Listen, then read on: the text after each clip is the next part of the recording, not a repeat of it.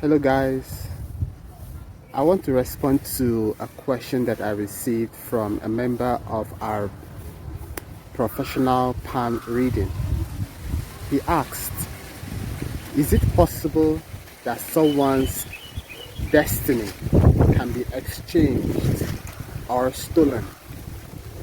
I want to respond to that question from the perspective of a palmist.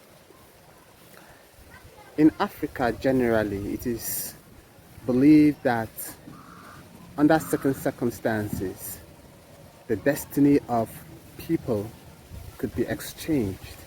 So let's say that you have a beautiful life to live, and then another who has a difficult and painful life to live can be exchanged with yours.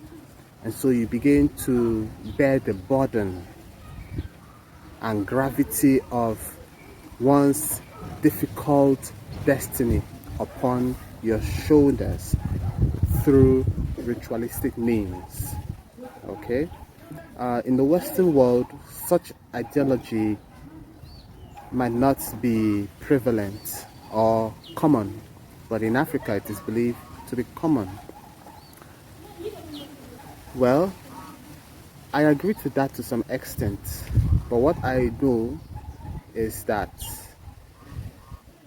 what hunts us down or what supports us to grow and flourish is the quality of our thoughts and our response to life circumstance. Okay, so if you perpetually think that someone is hunting you, someone does not want you to grow, someone does not want you to maximize your potential, or someone is stealing the quality of life that you ought to live spiritually, leaving you stranded, even if it were not true, such thoughts on its own can prevent you from succeeding. What many people fail to recognize is that thoughts are invincible forces. They are strong and they have the potency to hinder us as a barrier. Okay? Now,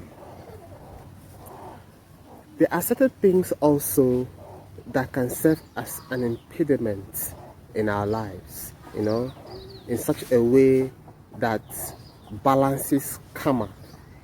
And so, though no form of rituals may be done to affect you negatively, certain things that we do unknowingly are also ritualistic, and they have consequences, as well.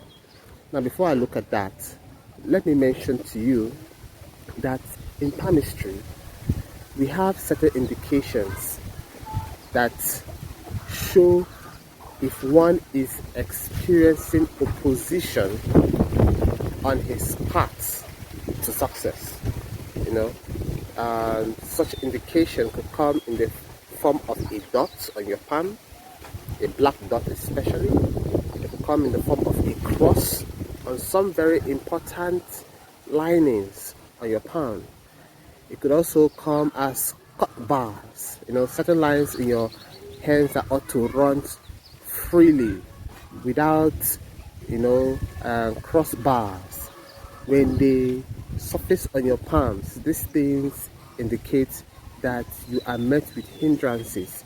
You are met with strong oppositions, powerful enough to slow you down from manifesting and maximizing your potentials.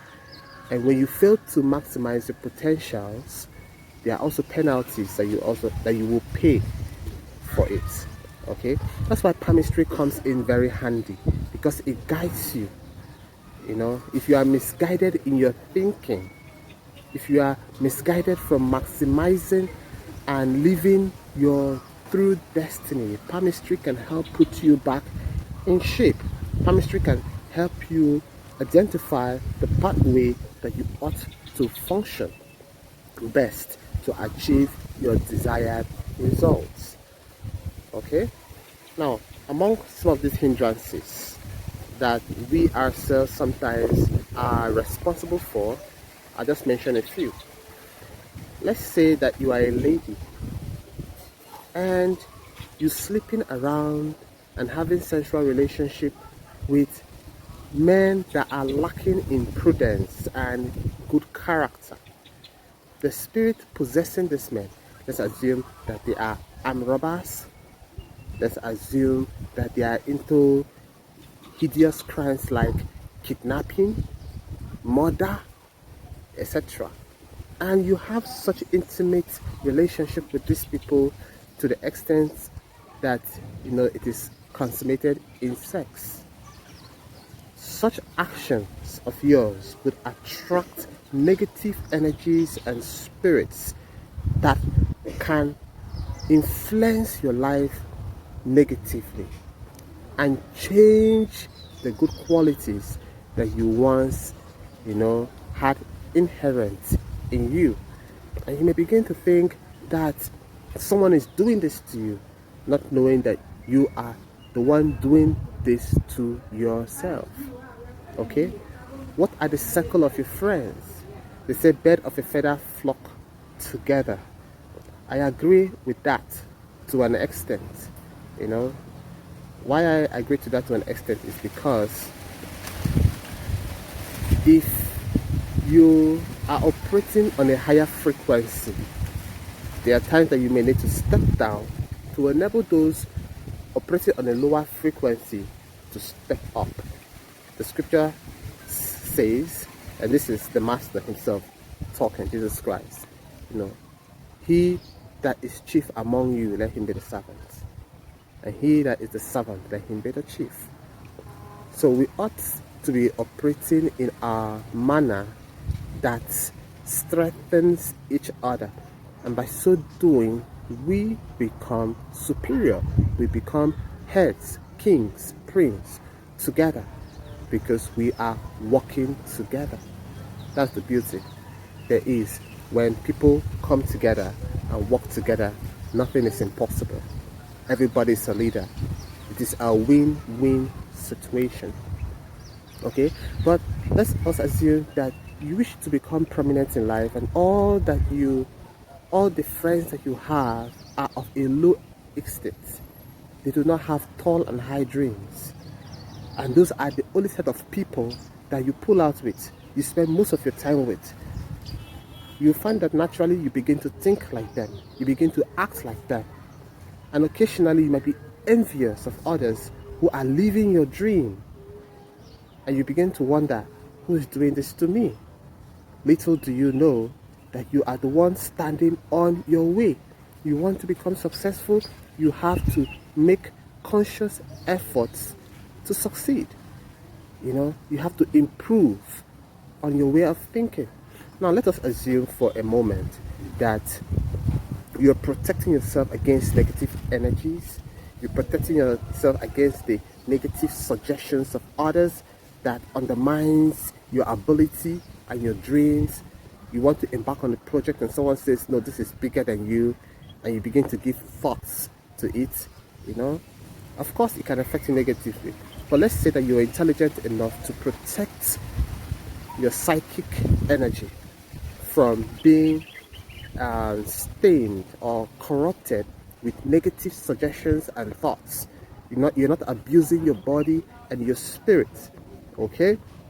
And then someone is envious of you and embarks on a ritualistic exercise or make use of certain spiritual devices to hurt you or stop you from living your dreams.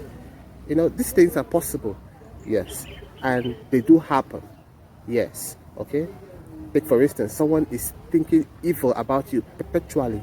If you're not strong in your spirit man, you can fall as a result of that evil perpetual thought that is directed towards you. Are you getting it? Yes, it is possible. So the question is, how can you protect yourself? I have a suggestion for you. You know, the reason why many of us are vulnerable to the attacks of the wicked is because we do not feed our spirit man. Okay, we only feed our physical bodies. We look strong, but in our spirit, which is the main content in our body, is starving. And then we find out that we are easily manipulated by the wicked. So if that is a situation in your life after a close examination, you need to begin to build your spiritual man to be strong. You know, one way you can do that is to live a prayerful life and to arm yourself with positive vibes and energy. You know, take for instance, if you feel threatened under any circumstance, you can decide to read Psalm 23. In one of the lines, it says, "Even though I walk through the valley of the shadow of death, I shall fear no evil." When you say that to yourself continually, it can undo any form of spiritual attack that is targeted against you.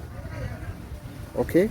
When you keep away from friends who give you negative suggestions, you protect your space. When you approach with people who have positive vibes in their action, in their words, you increase your chances of becoming stronger spiritually. I have certain mantras. I'm going to teach these mantras to you to spur your spirit man to be strong and to be violent.